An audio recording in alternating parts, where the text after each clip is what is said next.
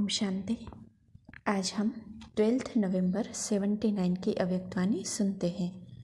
आज की वाणी का सार है बंगाल, बिहार, तमिलनाडु तथा विदेशी भाई बहनों के सन्मुख उच्चारे हुए महावाक्य। आज चारों ओर के लवली बच्चों के स्नेह के साथ अमृत वेले से बाप दादा ने सुने। स्नेह का रिटर्न बाप दादा दूर देशवासी से, अव्यक्त वतनवासी से बच्चों के समान साकार वतन निवासी आकर बने। स्नेह का स्वरूप है समान बनना, तो बाप दादा समान स्वरूप में स्नेह का रिटर्न दे रहे हैं। अब बच्चों को क्या रिटर्न करना है? जब बाप बच्चों के समान बन सकते हैं तो बच्चों को भी समान बनना है। यही स्नेह का रिटर्न है।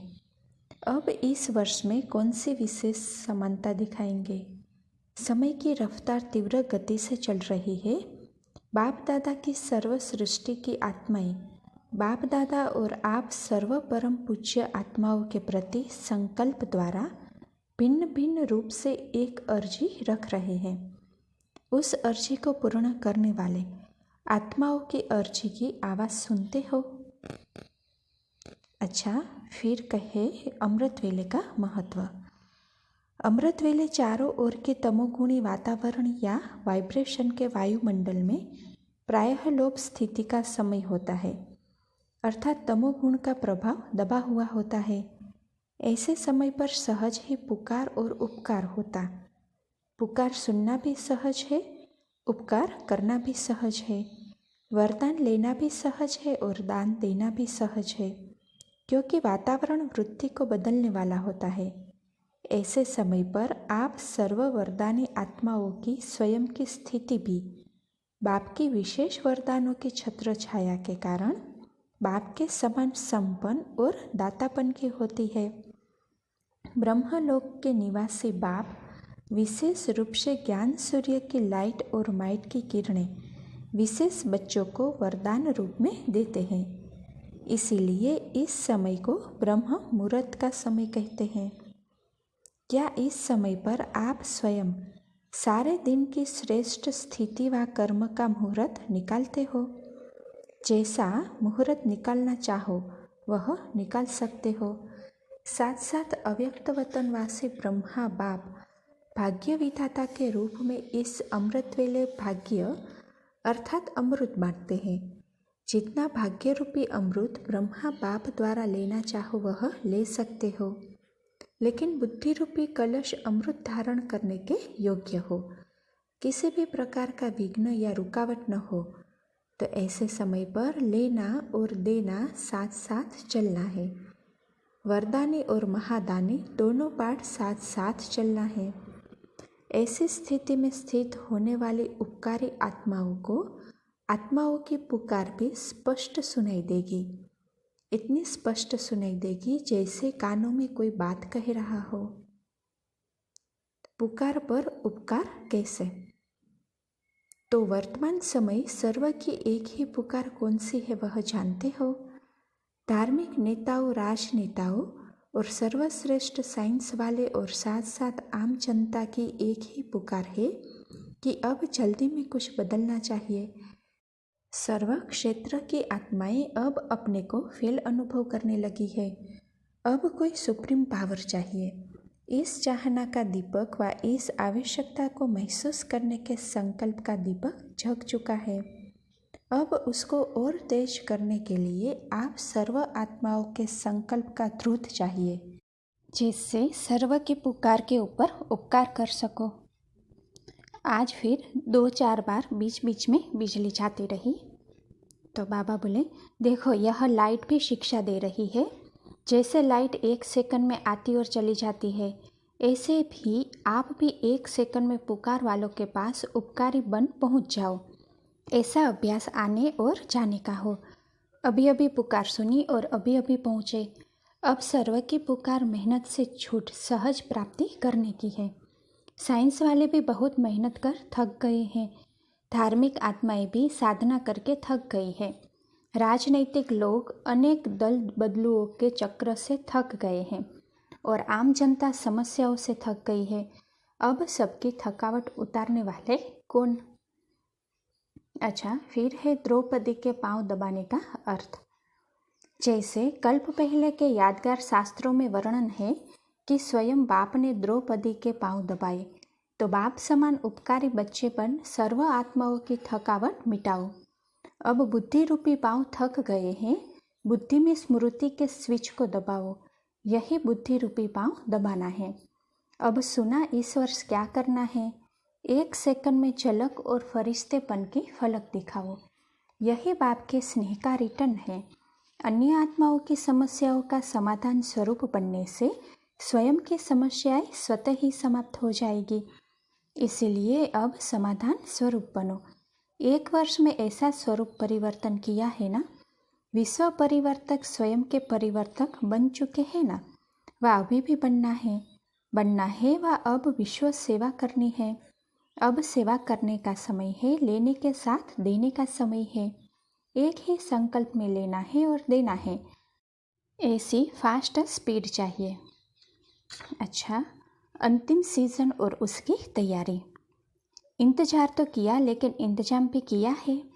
इंतजार किया बाप के आने का, और बाप आकर क्या देखेंगे, इंतजाम। कोई ऐसा इंतजाम किया जैसे यहाँ स्थूल सीजन का इंतजाम करते हो, सेवाधारे तैयार करते हो, सामग्री तैयार करते हो कि किसी को कोई तकलीफ न हो, समय व्यर्थ न हो, कहीं क्यू में खड़ा न रहना पड़े, इसके लिए सब साधन अपनाते हो। यह तो है ब्राह्मणों की मधुबन की सीजन। लेकिन अब अंतिम सीजन कौन सी आने वाली है? सर्व आत्माओं की गति सद्गति करने की सीजन आने वाली है। उसके लिए साधन अपनाए हैं। तड़पती हुई आत्माओं को क्यू में खड़ा करने का कष्ट नहीं देना है। आते जाए और लेते जाए। तड़पती आत्माएं 1 सेकंड भी रुक नहीं सकेगी, हाहाकार कर देगी। ऐसी सीजन की तैयारी की है। महारथियों को क्यू में खड़ा करने नहीं देना चाहिए, और लूले लंगड़े ऐसी आत्माओं को क्यू में क्या खड़ा करेंगे? लंदन में भी क्यू लगाएंगे क्या? फॉरेनर्स क्यू में खड़े होंगे, फिर क्या करेंगे? एवर रेडी बनना पड़े। भारत वाले या फॉरेन वाले एवर रेडी बने बिना मास्टर गति सद्गति दाता नहीं बन सकते। ज़्यादा पुरुषार्थी जीवन में रहने से भी ऊपर अब दातापन की स्थिति में रहो। हर सेकंड चेक करो कि दाता के बच्चे दाता बने हैं। हर संकल्प और हर सेकंड में दाता बन करके चलो, तो आप सबका भी सेकंड में हाई जंप हो जाएगा। देने में भी बिजी होंगे तो माया भी बिजी देख वार करने की बजाय नमस्कार करेगी। समझा अब क्या करना है? चारों ओर के बच्चों को जो साकार रूप से भले दूर है लेकिन स्नेह से समीप है, ऐसे स्नेही और समीप बच्चों को बाप दादा समान भव के वरदान से याद का रिटर्न दे रहे हैं। चंचल में भी अचल, यह तो कुछ भी नहीं है। अंतिम सीजन के समय किसी भी प्रकार के साधन नहीं मिलेंगे। अभी तो बहुत साधन हैं। यह भी प्रैक्टिस करो कि वातावरण में हलचल हो, लेकिन स्मृति और वृत्ति अचल हो। जरा भी हलचल न हो कि यह क्या हुआ। यह प्रैक्टिस हो रही है। बाप दादा को भी ड्रामा अनुसार पुरानी दुनिया की तो सीन सीनेरी दिखावेंगे ना। अच्छा, ऐसे सदा उपकारी, हर सेकंड मास्टर गति सद्गति दाता, शक्तियों के भंडार से भरपूर अखूट खजाने के दाता, सर्व आत्माओं की थकावट मिटाने वाले अथक सेवाधारी, ऐसे बाप समान समीप बच्चों को बाप दादा का याद प्यार और नमस्ते। विदेशी बच्चों के साथ मुलाकात। सभी एक रस स्थिति में स्थित रहते हुए औरों का भी एक बाप से संबंध जुड़ाने में, सर्व प्राप्ति कराने में तत्पर रहते हो। एक बाप दूसरा न कोई, ऐसी स्थिति निरंतर और नेचुरल बनी है कि बनानी पड़ती है? अभ्यास करना पड़ता है या स्वतः ही यह स्टेज रहती है? कहाँ तक पहुँचे हो? जब परिचय मिल गया अपना भी और बाप का भी, फिर बार बार अटेंशन देने की आवश्यकता है। अच्छा, माया एक खिलौना और शिकार। माया तंग करती है क्या? अब नमस्कार करने का समय है, न कि वार करने का। क्या अभी तक माया का वार होता है? समय प्रति समय जैसे स्टेज आगे बढ़ती जा रही है, अब माया का वार नहीं होना चाहिए। अगर माया आए भी तो उसे खेल समझकर देखो। ऐसे अनुभव हो जैसे साक्षी होकर हद का ड्रामा देखते हैं। ऐसे इस माया के खेल का ड्रामा देखो तो बहुत मजा आएगा, फिर घबराएंगे नहीं। तो ऐसी स्टेज अभी होनी चाहिए। कैसे भी विकराल रूप से माया आए, लेकिन आप उसको खिलौना समझेंगे तो वह खेल हो जाएगा। जैसे शिकारी शिकार करता है, उसमें भी वार होता है, लेकिन शिकार समझने के कारण वह घबराता नहीं है, खुश होता है। आप सब भी माया के शिकारी हो। शिकारी कभी डरते नहीं हैं, घबराते नहीं, खुश होते हैं। इस बार मधुबन से यह दृढ़ संकल्प करके जाओ कि सदा खिलाड़ी बन करके खेल देखेंगे, ताकि विदेश से माया वार करने की बजाय नमस्कार करना शुरू कर दे। ऐसे विदेशी संकल्प करते हैं। अब सभी तरफ से माया का वार खत्म। टीचर्स के साथ, टीचर्स अर्थात शिक्षक। बाप भी शिक्षक के रूप से पाठ बजाते हैं, तो शिक्षक बाप समान मास्टर वर्ल्ड शिक्षक हुए। जैसे बाप विश्व का शिक्षक है, सिर्फ भारत का नहीं है या सिर्फ फॉरेन का नहीं, पूरे विश्व का है। ऐसे मास्टर शिक्षक अर्थात बेहद के शिक्षक। तो जो बेहद के शिक्षक है, उन्हों का नशा क्या होगा? बेहद का नशा, बेहद की खुशी, बेहद की प्राप्ति, बेहद की प्रारब्ध। तो ऐसे टीचर्स हो ना, क्योंकि जैसे बाप का टाइटल मिला है तो टाइटल के प्रमाण कर्तव्य और गुण भी वही होंगे ना। तो बेहद में रहती हो, स्थिति भी बेहद की। देह अभिमान हद की स्थिति हुई, देही अभिमानी बनना यह है बेहद की स्थिति। देह अभिमान में आएंगे तो अनेक प्रकार की हदें हैं। मैं फीमेल हूँ, यह भी हद है ना। इसी प्रकार देह में आने से अनेक कर्म के बंधन में हद में आना पड़ता। जब देही बन जाते हो तो यह सब बंधन खत्म हो जाते हैं। तो स्थिति भी बेहद की अर्थात देही अभिमानी रहे। टीचर्स अर्थात बेहद में रहने वाली, टीचर्स अर्थात बंधनों से मुक्त रहने वाली। जैसे आप लोग भी कहते हो बंधन मुक्त ही जीवन मुक्त, तो जो बेहद की स्थिति में रहने वाले होंगे वह बंधन मुक्त जीवन मुक्त होंगे। भविष्य का जीवन मुक्त नहीं, अभी की जीवन मुक्ति। इस संगम युगी ब्राह्मण जीवन में रहते हुए वायुमंडल, वाइब्रेशन, तमोगुणी वृत्तियाँ, माया के वार, इन सब से मुक्त, इसको कहा जाता है जीवन मुक्त। तो टीचर्स अर्थात अभी के जीवन मुक्त। तो ऐसे हो, टीचर्स भी परिभाषा ही यह है। टीचर्स का टाइटल कोई कम नहीं है। टीचर बनना अर्थात बाप समान बनना, टीचर बनना अर्थात बाप की गद्दी पर बैठना।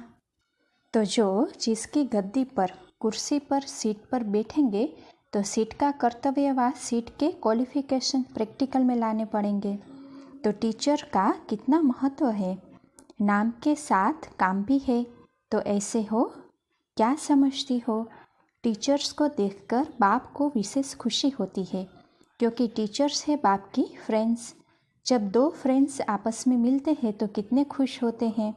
तो टीचर्स है सबसे समीप फ्रेंड, तो खुशी होगी ना। फ्रेंड्स बनते ही तब है जब समान होते हैं। तो समान होना, जो इस समय समान बनते हैं वही भविष्य में भी ब्रह्मा बाप के साथ साथ सर्व जीवन के विशेष पार्ट में भी साथ रहते हैं। जैसे फ्रेंड्स हर कार्य में सदा साथ साथ रहते हैं ना, तो जो ऐसे समान टीचर बनते हैं वह शुरू से साथ पढ़ेंगे, साथ खेलेंगे और फिर साथ में ही राज्य करेंगे। तो ऐसे समान टीचर्स होना, वायदा भी है साथ जिएंगे, साथ मरेंगे और साथ ही राज्य में आएंगे, इतने तक वायदा है। तो ऐसे ही समान टीचर्स हो। अच्छा, फिर है समान और स्वभाव। ऐसे समान टीचर्स की वर्तमान निशानी क्या होगी? सदा समान आत्मा इस समय समान में होगी। समानता का समान प्रैक्टिकल में दिखाई देगा। जैसे बाप सदा समान में स्थित है, इसी प्रकार समान आत्माएं भी समान में होंगी, नीचे नहीं आएगी। हर कदम समान का होगा। तो सोमान को देखने से ही सबके मुख से निकलेगा कि यह तो सोमानधारी बाप समान है।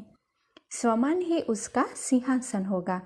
भविष्य सिंहासन के पहले सोमान के सिंहासन पर सदा कायम होगी, सिंहासन के नीचे नहीं आएगी। ऐसी हो। बाप तो हर एक को इसी श्रेष्ठ नज़र से देखते हैं। अच्छा, सभी संतुष्ट हो, जहाँ भी हो वहाँ संतुष्ट हो। सदा संतुष्ट रहना यह भी टीचर की विशेष क्वालिफिकेशन है। टीचर का मुख्य गुण ही है सदा संतुष्ट रहना और संतुष्ट करना। अगर कोई कहे मैं तो संतुष्ट हूँ, दूसरों को संतुष्ट नहीं कर सकती हूँ, तो यह भी टीचर की योग्यता के विरुद्ध है। टीचर्स का कर्तव्य है संतुष्ट करना। अगर स्वयं नहीं कर सकती तो किसी के भी सहयोग से करना जरूर है। टीचर को तो सदा विघ्न विनाशक बन करके अनेकों के विघ्न विनाशक बनने का आधार बनने के निमित्त बनाया है। कोई समस्या लेकर के आए और समाधान स्वरूप बन करके जाए, ऐसी टीचर्स हो ना। अच्छा, फिर प्रश्न है, आप ब्राह्मण आत्माएं विशेष आत्माओं की लिस्ट में हो। इस लिस्ट में कौन आते हैं? उत्तर, विशेष आत्माओं की लिस्ट में वही आते हैं जिनमें कोई न कोई विशेषता है। कोई भी ब्राह्मण बच्चा ऐसा नहीं जिसमें कोई विशेषता न हो। सबसे पहली विशेषता तो यही है, जो बाप को जान लिया, बाप को पा लिया। कोटों में कोई और कोई में भी कोई ने जाना, तो बाप भी उसी नज़र से देखते हैं कि यह विशेष आत्माएं हैं। विशेष आत्माओं को सदा खुशी के झूले में झूलना चाहिए। लाडले बच्चे कभी भी मिट्टी में पाँव नहीं रखते। आप लाडले बच्चे सदा बाप की याद के गोदी में रहो। सब कुछ करते भी बाप की याद में रहो, नीचे न आओ। अच्छा, ओम शांति।